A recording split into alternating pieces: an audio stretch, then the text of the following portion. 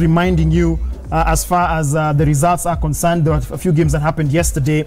Remember, Japan, they're facing off against Poland. This is a game that had a lot of controversy towards the final stages of the game. Jikianda, people were saying that Japan became a bit cagey when they realized that they were advancing because of the fair play rule.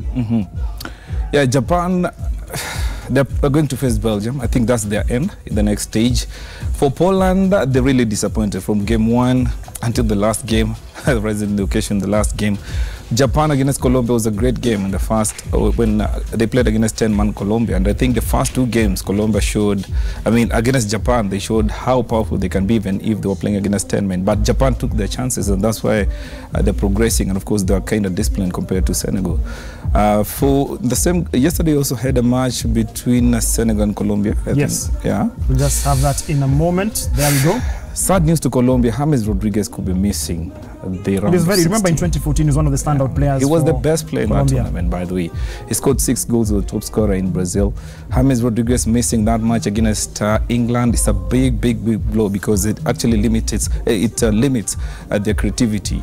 We know how good he can be when he plays alongside the likes of Quintero, the likes of Radamel Falcao, Juan Cuadrado. So it's a big blow. The win came with a big blow. James missing, could actually be missing that round of 16 match against a very strong England side that rested almost all their top players in the match against Belgium, despite their loss. So it's a big blow. So Colombia through, Senegal out.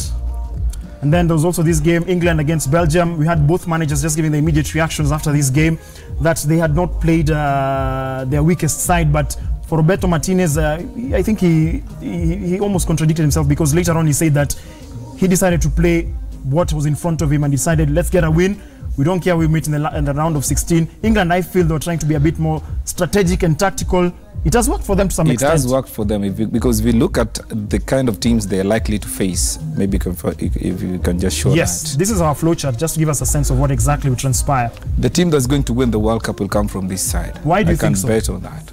Very strong side, Uruguay, yes, with the Diego Simeone defense. I call it the Diego Simeone defense because of Jimenez and Diego and actually Godin. Somebody had mentioned that I had said that they are underdogs. No, what I had said actually was that these are one of the dark horses. I do not underrate Uruguay because it's a top team. They have not yet been scored so far. So as you said it, their defense is solid. And their strikers, Edinson Cavani, Luis Suarez, can kill any team at any time. And they're coming up against Cristiano Ronaldo's Portugal that is lacking a lot of creativity. If you watch that game against Morocco, Portugal are very poor. Morocco actually almost scored in the last minutes of that game. They're over-relying on Cristiano Ronaldo big time in this World Cup. And so when Ronaldo can only shine when he gets support from the rest of the team. They're lacking a lot of creativity because the likes of Louis Nani, who are very fantastic in the Euro 2016, are not part of the team. The likes of Alexis Sanchez. There's also Eder, who was actually good, but he didn't. Renato Sanchez, actually. He was the best player in the Euro 2016. He got injured, went to Bayern Munich.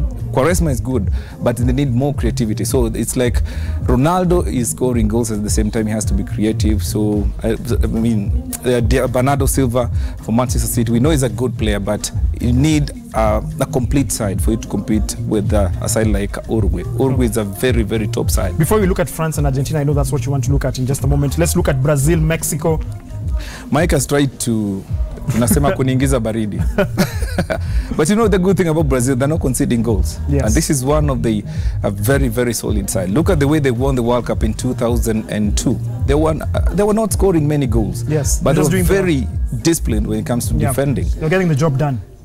Mexico without Carlos Vela. Casemiro, Mike has talked about Casemiro. Yes. Look at the defensive midfield. Casemiro, Paulinho can stop Carlos Vela. But when Carlos Vela is stopped, it means Hernandez will not get those balls. Yes. And look at the Brazil defense. Thiago Silva is a top defender. Miranda is a top defender. I think my only worry for this Brazil side, Fanya doesn't really have that experience in the European League. And coming up, maybe if they qualify and they meet Belgium. Let's just stick with the Brazil-Mexico game first, because you mentioned that Mexico has a very potent defensive setup. But remember very well, when they're playing against Sweden, Sweden are able to expose the Mexicans' vulnerabilities. That's a game I'm sure Brazil watched keenly. Big time. The good thing I've said, if you noted my comment, was Brazil are not conceding goals. They have a top keeper, they have good defenders. Marcelo hopefully is going to be fit, because they're saying the hotel in which they're staying, the bedhead is a problem. That's why he suffered that back injury. But if Marcelo is fit, they are going to be a side to watch out for in this World Cup. And I'm sure Roberto Martinez is regretting not finishing second, because if Brazil wins this game against Mexico and Belgium win against Japan, no one wants this top side to be knocked out of the World Cup. We want to see this top side still in the World Cup until the farthest end. So Brazil against Belgium here, the reality check for Belgium is going to be up against Brazil. And it's unfortunate it's in the knockout stages. So as much as people are saying Belgium are topside, they're yet to get that real test in the World Cup. And the same thing with Brazil. So Brazil against Belgium, I'm rooting for Brazil to qualify. They play against Belgium, they knock out Belgium, and the boys go to holiday. You're underrating Japan. Because if you look at the Japanese, they play a very fast-paced game. It's something similar that I've noticed as far as Asian teams are concerned. I saw it in the game for South Korea as well. Japan, don't discount them. Keisuke Honda and the crew.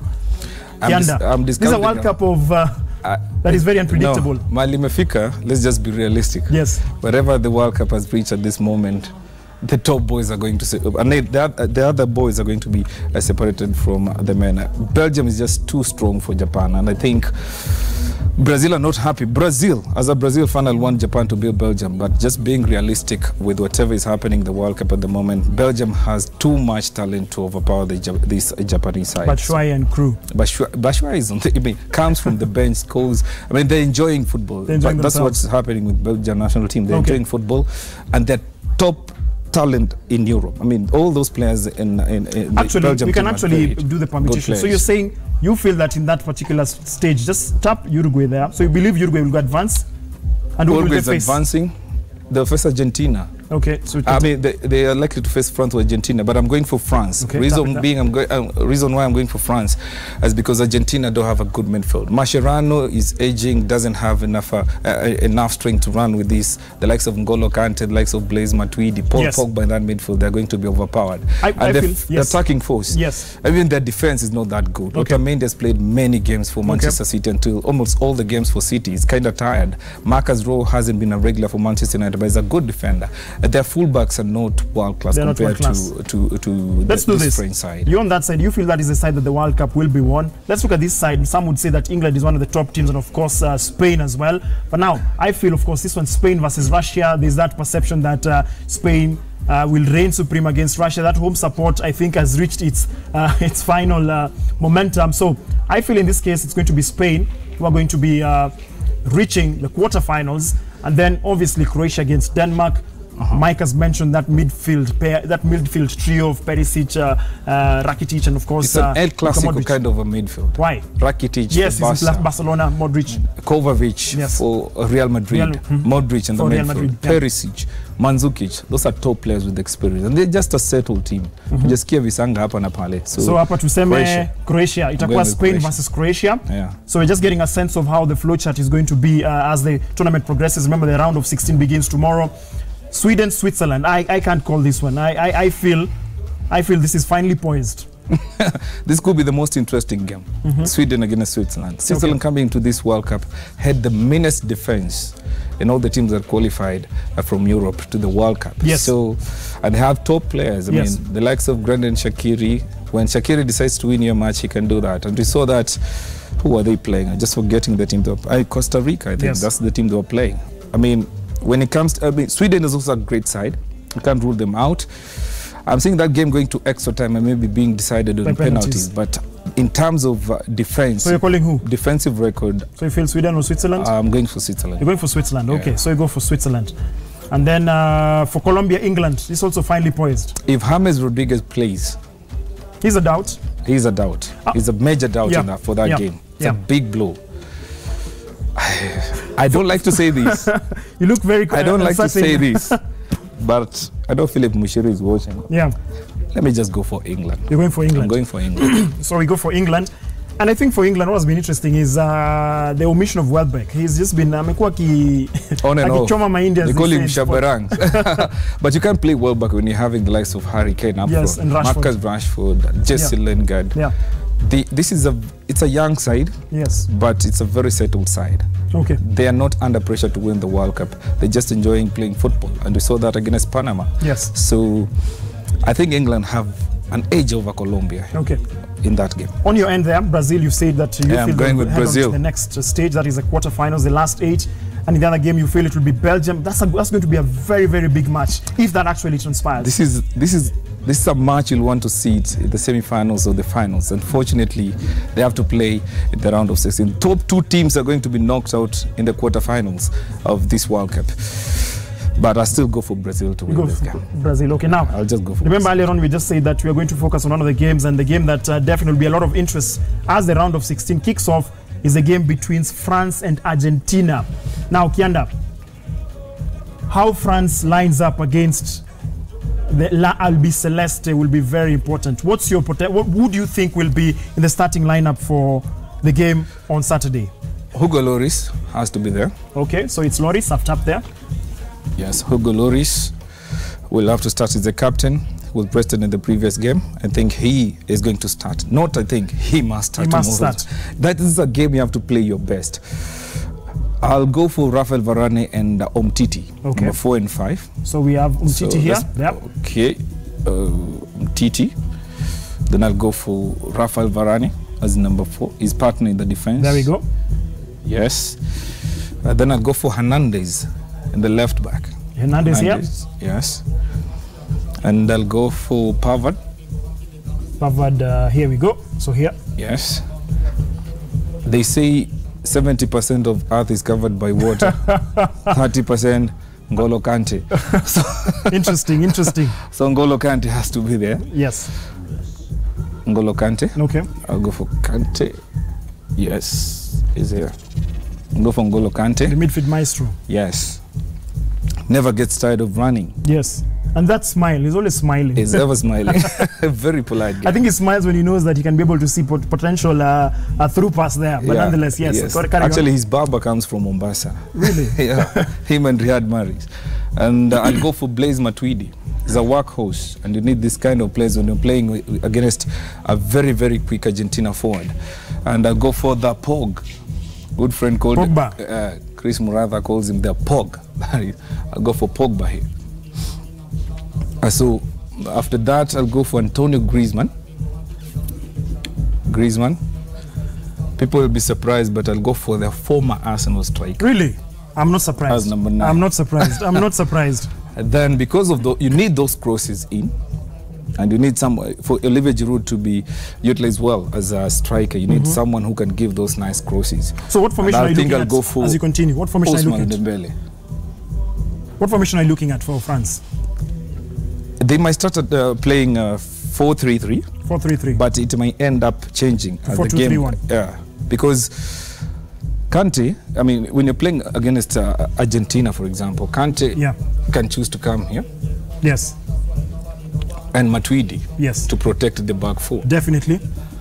For Pogba being here, beg your pardon, Pogba being here, yes, it means he'll have that free role. Yes. To be more creative. Yes. Pass the ball to Ousmane Dembele.